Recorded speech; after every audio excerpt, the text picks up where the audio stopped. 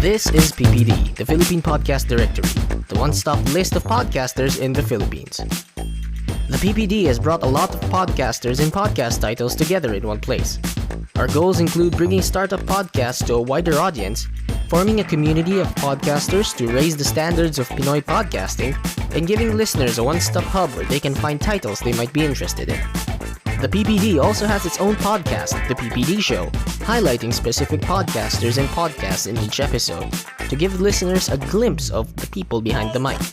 The PPD Show is on Spotify, Apple Podcasts, Anchor, and wherever you listen to podcasts. The Philippine Podcast Directory can be found on Facebook and Instagram. If you have a podcast and would like to be included in the list, please send us a message and we would love to add you to our list and welcome you to our community. This episode is sponsored by Podmetrics. Podmetrics is a platform we use to get all of the data we need for our shows, from who listens to us to where they are. If you want to start using Podmetrics, visit podmetrics.co and use the code DMTGShowPod. Again, that's podmetrics.co and use the code DMTGShowPod.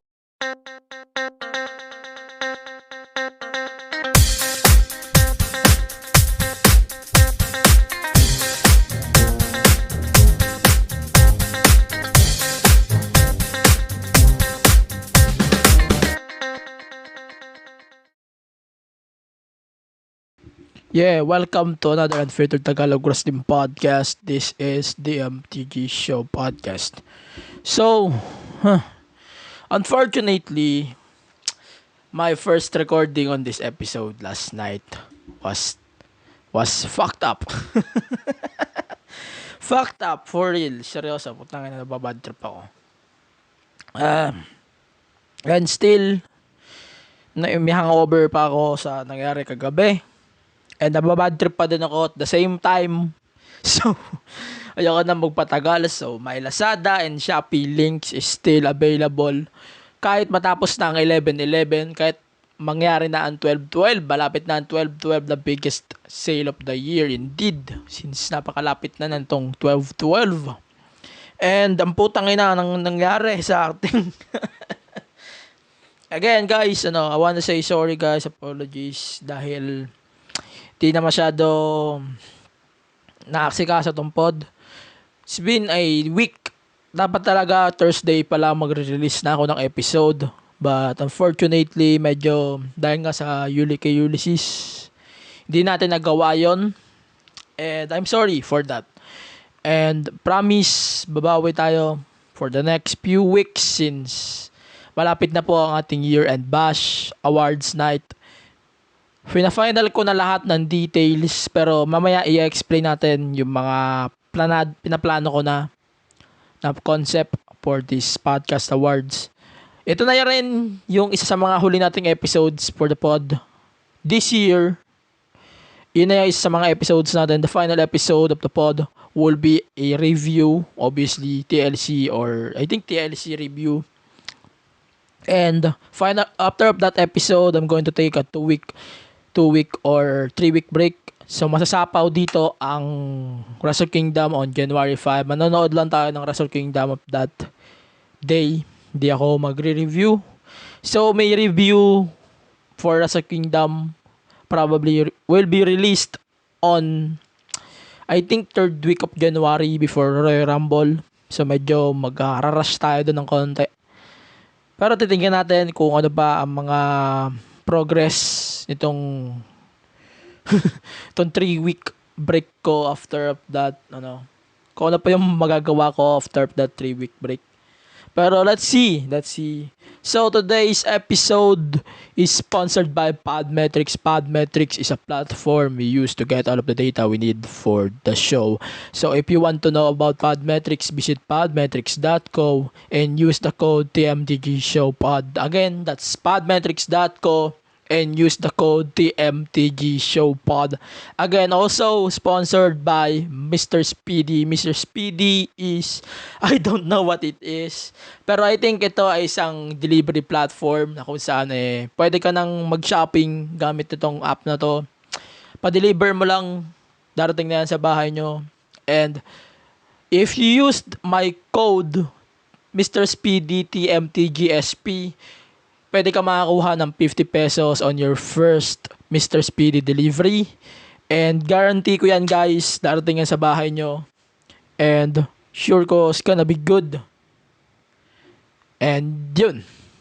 We're going to review Full Gear, Power Struggle, last week's wrestling. Hindi this week, pasensya na. Medyo naipit tayo ng konti nitong Ulysses. So that's why irarush natin tong konti. So let's start with Full Gear real quick. Di na ako masyado magpapahaba pa. Kagaya kanina, sobrang haba ng pinag-ano ko. So, Full Gear was take place during the main card, during the week, over the weekend last week. So that's a 8 card, I think 8 card event.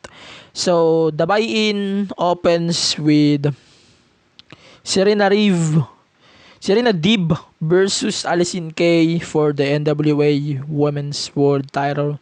I think not the best match of the card, but na-deliver pa din. Better pa to kaysa dun sa AEW Women's Title, in my opinion. And then, the AEW World Title Eliminator, that's Kenny Omega, defeated Adam Page for the finals. I think, isa to sa mga inaabangan na matches on that card. One of the biggest matches, indeed, of this pay-per-view event. And masasabi ko, superb. I love the match overall. And next is Orange Cassidy defeated John Silver, aka number 4.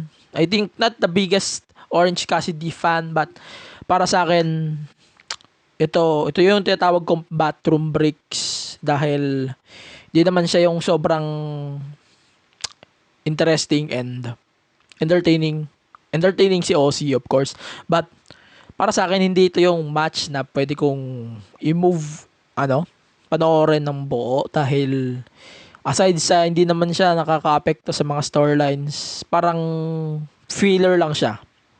So next is Darby Allin defeated Cody for the TNT title to become your new TNT champion. For me, para sa akin lang, Darby Allin deserves the moment. I love how it goes. Pero feeling ko, Darby deserves a long run. Feeling ko, isa sa mga makakatalo dito is si Ricky Starks, my opinion. Ricky Starks or Brian Cage, sure ko sa kanila makakatalo doon. And then, ito na ang ating AEW Women's World Title match between Hikaru Shida and Nyla Rose. Ito yung mga pinapoint out ko about this match. So, number 1, I love AEW for using their rankings for the first time since the pandemic era. It's been the first time ulit since pandemic. Sabihin natin na nagagamit siya sa ibang shows pero display lang. Pero ito hindi, ginamit nila to as a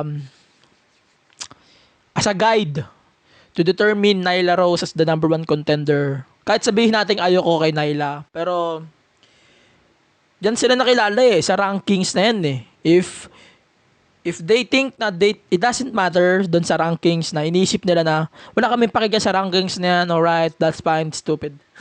Pero ang akin dito, medyo, alam mo yung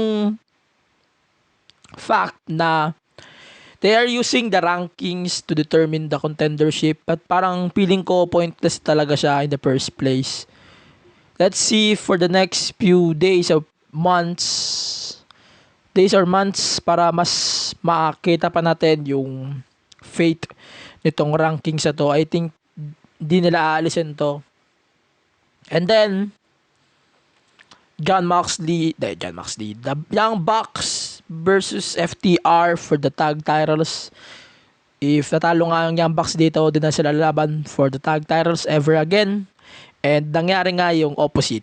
The Young Bucks defeated FTR to win the tag titles, and I think that's one of the predictable moments of that event. Predictable siya sa way na alam naman natin na Young Bucks ang mananalo. Pero yung outcome is very predictable din dahil dahil sa FTR mismo. Wala akong intention to bullshit that moment, but still bullshit moment. Predictable match but bullshit moment. Okay. So, next is the Ultimate Elite Deletion match between Matt Hardy and Sammy Guevara. I thought in a bit na mananalo dito si Sammy Guevara. Pero I think nagkamali yata ako. Nagkamali yata ako ng konti. Since nanalo si Matt Hardy for the first match nila sa pay-per-view, that's All Out. And parang iniisip ko mananalo pa din si Sammy dito. Pero hindi pala. Hindi siya nangyari. And then, next is MJF versus Chris Jericho. One of the biggest storylines of this pay-per-view event. Ang masasabi ko, superb. Para sa akin, I love the storytelling of this bullshit. I love the storytelling of Jericho and MJF. Yung chemistry nila dito, parang nagkakasundo. Pero in the end, ang weird isipin na inner circle na pala si Jericho. Ang weirdo ng fact na MJF is now on the inner circle, and then parang binibuild na nila, nasisipain na nila si Jericho sa inner circle, which is weird din. Pero titignan natin kung ano pa yung mga possible na mangyayari dito sa pay-per-view by Revolution. Ba't ba laging Retribution siya sabi ko? Tangin ng WWE. Ano yan? Revolution. Yun. And then, the I Quit match between Jon Moxley and Eddie Kingston. Hell of a fight. Grabe, solid nung... Alam mo, grabe, napaka-solido itong match na to. Alam natin na hindi ito yung best main event ng AEW sa pay-per-view. Pero para sa akin, na-deliver nila talaga tong match na to. And still, Jon Moxley undefeated. Yun lang. Para sa akin, solid lang itong laban. Mamaya i-rate natin tong Full Gear by the end of the episode. So, let's move on to Impact real quick since medyo ayoko magpahaba masyadong episode. So, Su Yung was defeated by Deonna Purrazzo by disqualification. Para sa akin, mas parang irrelevant yung call, pero expected naman natin na magkakaroon pa ng rematch by November 14. That's turning point special para sa akin. Medyo pero alam mo, maganda tong match, but I think parang narating sa akin ng booking nila is weird so far. Pero titignan natin. Gusto ko sabaybayan tong November 14 show na to. Baka maging interesting din sa akin. So next naman natin is is yung locker room talk. Real quick tayo since medyo parang grabe talaga dito si parang ang dating sa akin dito kasi ang weird. Wait lang. Ang weird ng formation between Madison Rayne and Dashwood. And then parang ang bilis ng pangyayari since the Knockouts tag titles is now returned. And then expect natin ng ganitong mga quickie tag teams, and then obviously patatalo them. Pero tingnan natin kung ano pa yung mga posible na mangyayari. Pero syempre bonus talaga dito si si Johnny Swinger. Biggest bonus here in this bullshit crap. Ayan. So, next naman natin is Rohit Raju Challenge, whatever it is. Yung para sa akin, TJP losing to Rohit Raju is one of the most wise decisions sa Impact so far. Kasi para sa akin, mas gusto natin na mag-build ng talents kaysa mag-job gamit ng mga bagong talents kumpara sa mga bagong talents. Para sa akin, magandang call to na TJP, natalo si TJP dito. Pero siyempre, Rohit deserves it. And para sa akin, parang gusto ko tuloy maging Impact World Champion na si Rohit. Di na yung X Division. Dito, question. Is the Plan C Tyrell works pa ba? I think hindi na, no? Hindi na ata. Di ko rin alam. Pasensya. So, and then, ano pa ba ang pag-uusapan natin? So, ito, kay Moose. Siyempre, Moose is one of the biggest guys in the Impact today. And, para sa akin, ang dating na nito sa akin is parang, alam mo yon, nagpa-plant na sila ng seeds for Moose to become the world champion. And para sa akin, ang ganda ng way ng pagpa-plot nila dito. Tinalo ni Moose si EC3, and then yung teaser nga ni Rich Swann sa backstage, kahit sino daw pwede niyang talunin. So, in-expect natin si Moose ang tatalo kay Rich Swann for the title. So, maganda talaga yung ano niya dito, outcome niya. Pero titiget pa rin natin kung ano pa dong mga outcome. Pero sure ko talaga, I want Moose siya makakatalo dito kay Rich Swann, which makes sense lang naman para sa akin. And then, ito yung gusto ko talaga sa Impact so far. So, ito yung sino yung bumaril kay Johnny Bravo na meron daw 10 suspects. Ang dami putang ina. Tapos, parang lahat ng kasama doon sa segment na yun is kino-consider nilang suspect as far as say Impact concerns. And alam mo yun, parang ang goofy pero ano, patok. O hindi siya yung parang, alam mo yung goofy pero ang ano ang ganda ng booking lahat nagkakaroon ng story 'di ba? So, ito nga. Obviously, wala pa ding story. Blanco pa din tayo. Blanco pa din tayo sa suspect. Ito. Basta gusto ko talaga. Kasi grabe. Ganda na tong story na to. Na parang sabi ko nga, lahat nagagamit. Hindi yung isa lang, dalawa lang, tatlo. O malalaking pangalan lang nagagamit nila. Yun, parang ang gandang isipin na lahat nagagamit sila. And that's a wise decision by Impact actually. And then the main event, Sami Callihan and Eric Young defeated Eddie Edwards and Rich Swann. I think Sami Callihan is next in line for the Impact World title. Pero ang sure talaga natin dito, Moose will walk out as the Impact World title anytime soon. He is going to destroy Rich Swann indeed. And I'm sure that's a hell of a fight for me. And that's a guarantee para sa akin. Malaking guarantee to. Again, let's go. So, open tayo sa isang Ember Moon vs Dakota Kai match. For me, this is not the best way to start the NXT. Parang ewan ko, heel na ba dito si Ember Moon. Still confused on the run nila. Pero ewan natin. Let's see kung ano pa yung possible outcomes.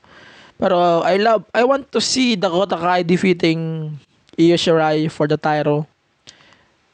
Pero wala tayong maasahan if ganito lang din ang tutuloy nilang story. Well, fuck up. And then, ano pa ba? Pwede natin pag-usapan. So, eto na. Ito na yung inaabangan ko. So, the boys of NXT, Pat McAfee, Pete Dunne, and Lorcan and Birch. Sinasabi ko na nga ba? Parang pinapatay na nila dito yung Undisputed Era. Parang, pero feeling ko, if may War Games ngayon, sure ko War Games to. Pero I think wala War Games ngayon. Pero let's see kung ano pa yung possible na mangyari. Basta I love McAfee so far. I love his promos. Yung The King of NXT, syempre, parang feeling ko this is a interesting story na pinagpapak nila. But the problem, if sa December walang War Games, sure ko we're going to get a 4-on-4 match if walang War Games. So, basta sa akin, effective tong run na to ni McAfee so far. But I hate the fake crowd on the Capitol Wrestling Center. Indeed, I hate the crowd. And I'm sick of it. Gusto ko nang alisin agad. Gusto ko nang alisin agad yung crowd. Parang ang pangit pakinggan. Mas malala pa sa Thunderdome yung storyline na to. And then ito na. So, maganda yung Blackheart versus Toni Storm. Parang, alam mo, akala ko nga ititis nila si Blackheart or si Storm na magte-turn sila parehas. Pero hindi pala. Pero, iniisip ko, binibuild pa rin ba nila si Toni Storm to be champion? But I think no. My opinion, no. And then, yan nga, tuloy-tuloy nga Candice LeRae versus Blackheart dahil nga dun sa pagsagasa. And then yung kay Storm, parang they are building up parang binibuild nila yung story. And then possible din na pwede siya mag-turn anytime soon. I think that's a prediction. And then as usual, murder na naman for Timothy Thatcher. Murder. Wala akong pake. Fuck it. And then, ano pa ba? The main event of that episode is a Ciampa versus Velveteen Dream. Parang Battle of the Hills to, if not mistaken. But, di naman ako sobrang satisfied dito dahil sobrang ikli, ewan ko ano ba the stipulation itong match kasi they are using tools and stuff. Basta parang interesting match siya pero feeling ko parang ano ba to, they booked this match for nothing, they booked this crap for fun. No, I think no.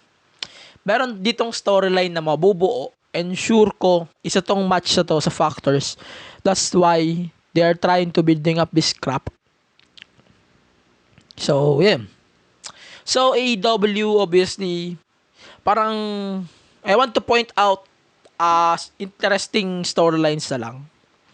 So, ito, Eddie Kingston and Mox on that episode is banger. Isa sa mga malaking banger to on that episode.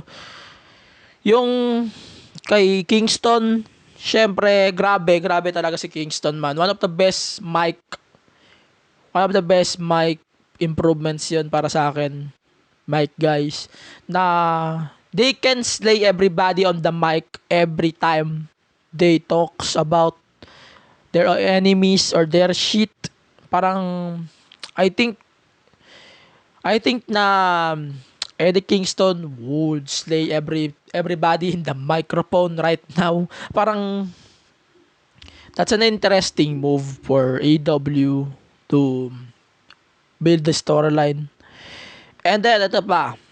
Basta, para sa akin, grabe tong to. And then, next naman natin is si Pac. Pac is back. Very interesting package. Pero, next week kasi, nakakita na ako ng spoilers for next week. Feeling ko mas magiging interesting tong next few weeks natin dahil kay Pac and Kingston. Pero, feeling ko may issues dito. Let's move on to the next episode. Wala man akong pwede pang i-point out dito. Yeah, the main event ng AEW for that episode was a big bullshit between Cody and the Gun Club and Dark Order.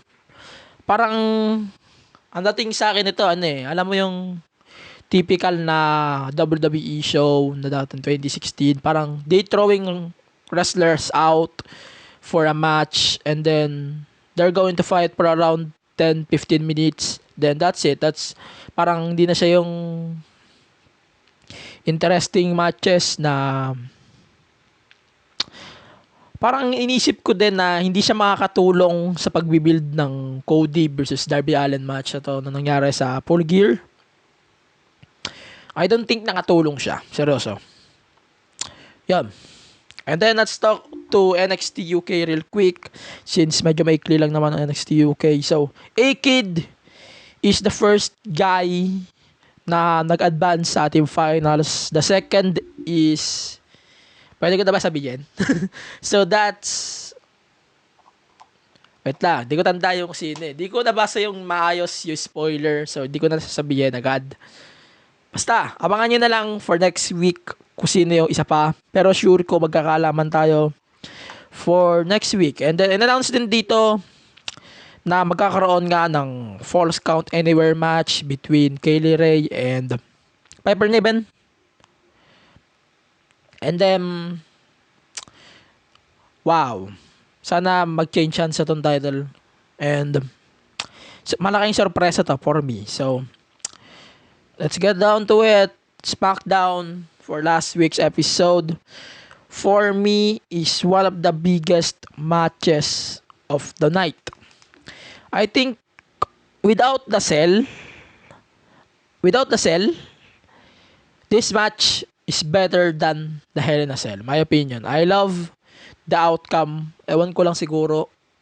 Pero without the cell, mas maganda siguro tong match na to compare sa Hell in a Cell match nila. Period. And then, balik tayo sa kwento. And then, ayun na nga, Carmella's back, super kick, and then X Factor, which reminds me of Tori Wilson. Tori Wilson, for real, seryoso. And that's a first time for Sasha to retain the title. And yung pagpasok ni Carmella sa title picture is medyo interesting. And I think yun na yung teaser. Miniisip ako na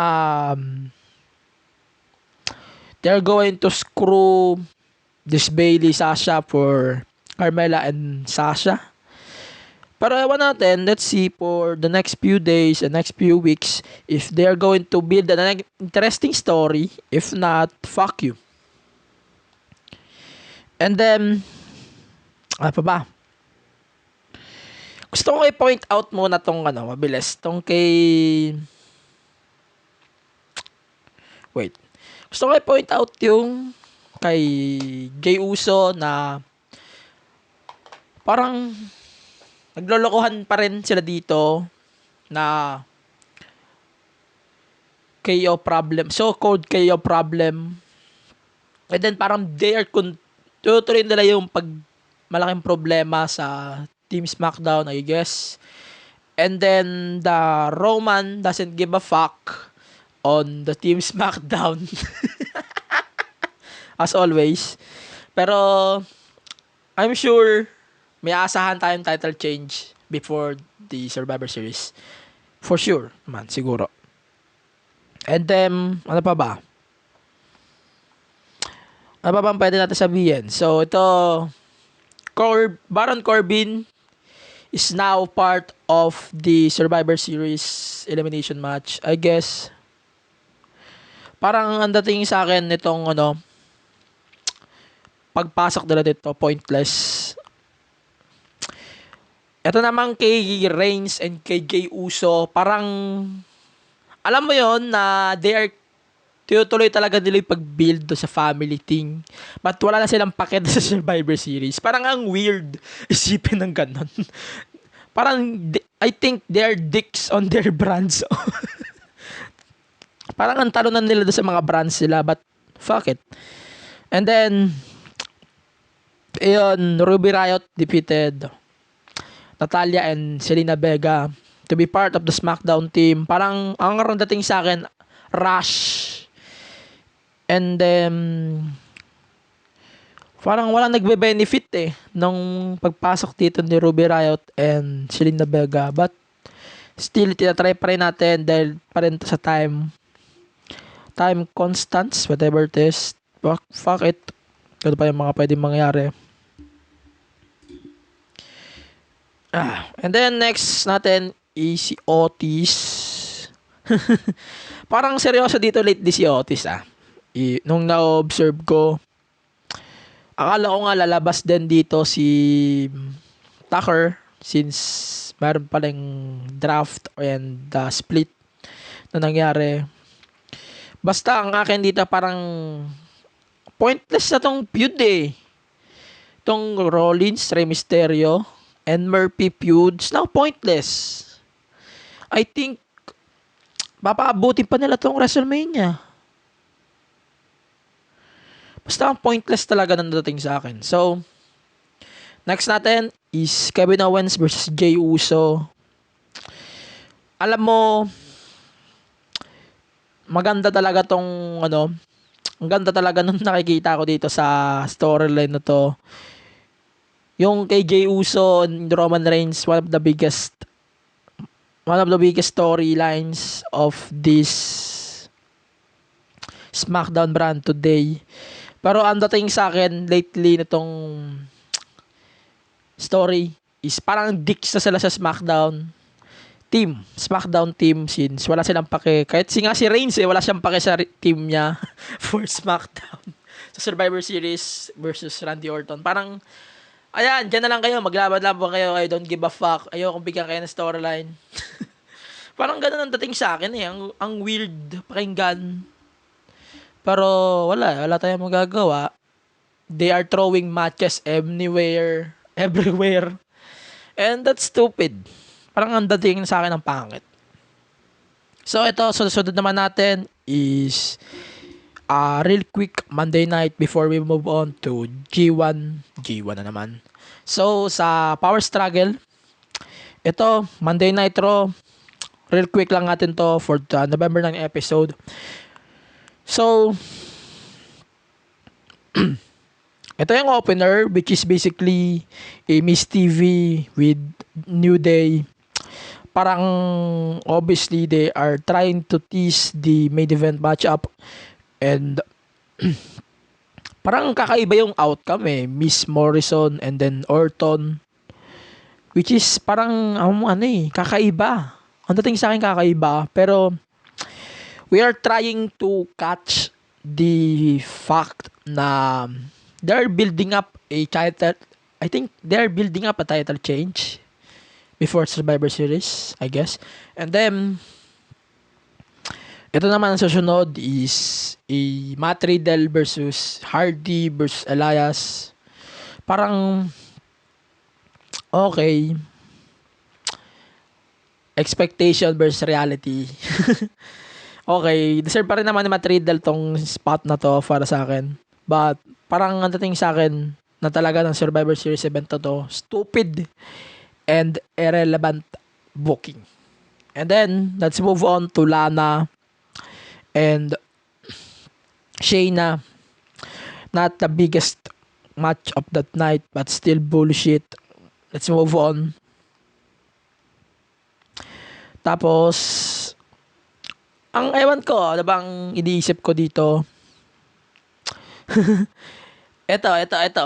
Number one, ito yung possible scenarios. Number one, para sa akin, Lana will turn to her tag team partners. Parang she will turn to them. Pag halimbawa, tatlo na lang sila, si Dana, si Mandy, at si Lana. And then, she will turn both of them. And then, hahayaan nila manalo sa SmackDown. Or number two, what if sila na ang last man standing? Ano bang masasabi nyo? Parang ang pangit no? Parang alam mo yung... alam mo, interesting sa akin talaga tong ano to. Basta women's and then the men's, parang ayoko. Stupid. Basta stupid siya sa akin. And ewan ko, is Strowman is the heel now? Is a face? Still confused right now. And then, naisip ko pa din kung heel talaga, pero I think no. Basta pointless ang dating sa akin. And then, ano pa ba? Yung kay kay Lashley, I think parang meaningless na itong panalo sa akin. Dahil nga, syempre, Lashley yung lumaban. Maganda ng build niya so far. But, yung tumalo sa kanya, tunalo niya, filler. Di ko pa rin magets kung bakit ganito yung booking nila kay Titus O'Neil despite the fact he's one of the biggest guys na ginagamit nila for promoting stuff like that, like bullying stuff or everything stuff on WWE out of context. But di nila ma-push si Titus dito. I don't know why ginagawa nila yon. And then ang sunod naman natin dito is alam mo yung kay Lana na to. Balikan natin yung kay Lana. Parang ang dating sa akin dito, ang baduy talaga nung build nila dito. Parang ang sinasabi nila na if WWE wants to build a sympathy for Lana, kailangan na mangyari yun ngayon as long as possible. But still stupid.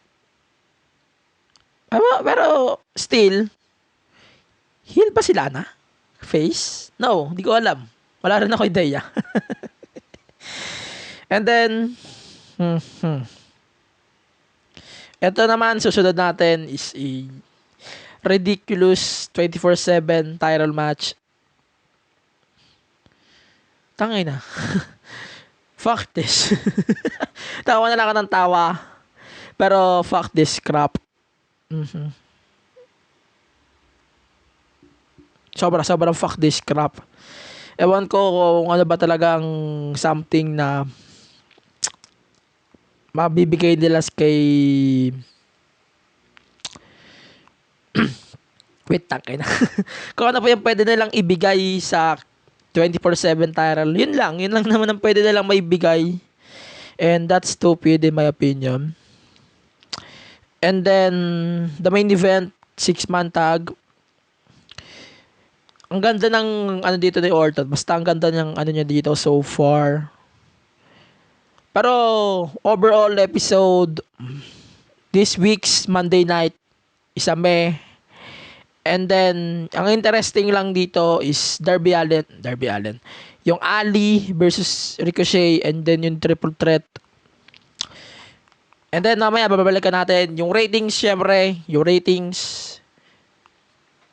Ito muna, mamaya na tayo sa ratings. And then to other news stuff since medyo patapos na tayo. And then ito. In-announce nga ng AEW na magkakaroon tayo ng 3 games. That's 1 for console, 2 for mobile gaming for their brand. So ito, ang gumawa ng games is Yuke's, a Japanese video game developer. Nagawa din noong No Mercy. And ito yung games nila actually. So number 1 is AEW Casino. and a AEW Elite General Manager. So, may nakita na rin doon kung ano yung concept ng games. Pero para sa akin, mas interesting ako doon sa casino kaysa doon sa mas interesting ako doon sa casino kaysa doon sa GM, to be honest. Ito na lang. So, Power Struggle, di ko pa siya tapos. Basically, we're going to give the results and then the recap thoughts about this card. So, the double titles still retained. Nag-title change na between Shingo and Suzuki. Takagi is now your never openweight title champion.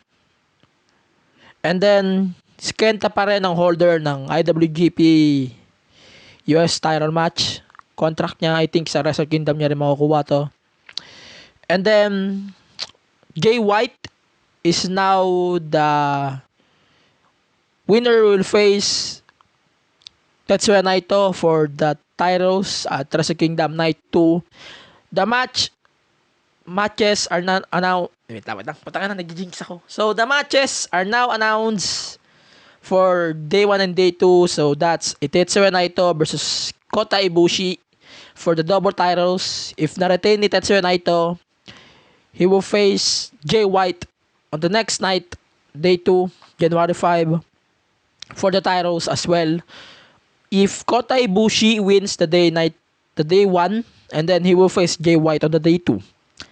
And then, parang win-win situation to para sa lahat ng manonood na event na to. Pero, let's see pa din kung ano pa yung outcome. And then, Toru Yano is still your KOPW champion. And, Okada defeated Great Okan in a match.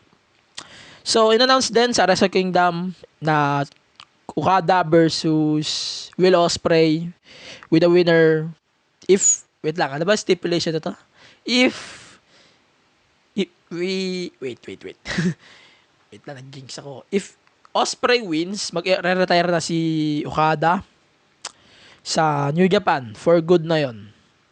Yun ang stipulation. I don't know if tama yon. Pero, yun. Let's move on to the review rankings for Full Gear since medyo maganda sa akin ang outcomes itong mga stuff na to. So, let's start with the Omega versus Hangman Page 4-5. Match of the night, isama natin to sa year-end bash. And then, Orange Cassidy versus number 4, that's 2-5. TNT title, 3-5. The women's title, 2-5. The tag titles, 4-5. The Ultimate Deletion match was not rated. Alam niyo na kung bakit. Di na ako nagre-rate ng cinematic matches since SummerSlam pa ata. Ewan ko. And then, the last remaining matches, Jericho and MJF, and the I Quit match is a 3-5. So, basically, my match of the week, since tagal ko na rin hindi nag-match of the week, was the Omega and Hangman Page. Check it out, guys. Napaka-interesting itong matches na to para sa akin, in my behalf. Also, sa WWE, ang interesting lang sa akin so far is yung sa Heritage Cup. Grabe, interesting yun. Panoorin nyo yung mga matches ng Heritage Cup. Let's move on to the announcements. Lots of announcements. So, guys, the concept of the Year-End Bash Awards. Tagal ko nung pinag-isipan to before November. And, syempre, nag-announce na ako ng lots of categories na ipapakita natin for the Year-End Awards. And, fina-final ko na silang lahat. So, the concept is merong voting, merong magbobotohan tayo dito for almost 2 weeks. And then, syempre, meron din ang part dito na ako ang pipili noong category. And syempre, most of the categories kayo ang pipili. Syempre, I'm going to give my opinion about that. Pero in the end of the day, sa inyo pa din ang desisyon nitong year-end award. So, the concept will be a voting system via Google, tawag ba dito? Google, ba tawag dito? Google Documents, ganon. Sagutan nyo na lang yung form na yon. And then, once you answered it, okay na yon, goods na sa akin yon. And sabi ko nga, wala kayong pakialam sa outcome ng sinasabi ko dito sa Year-End Bash Awards na to. Pero in the end of the day, sa inyo pa din ang desisyon. Wala akong pakialam sa sa mga pinagsasabi ko dito. Kayo pa din ang masusunod for me.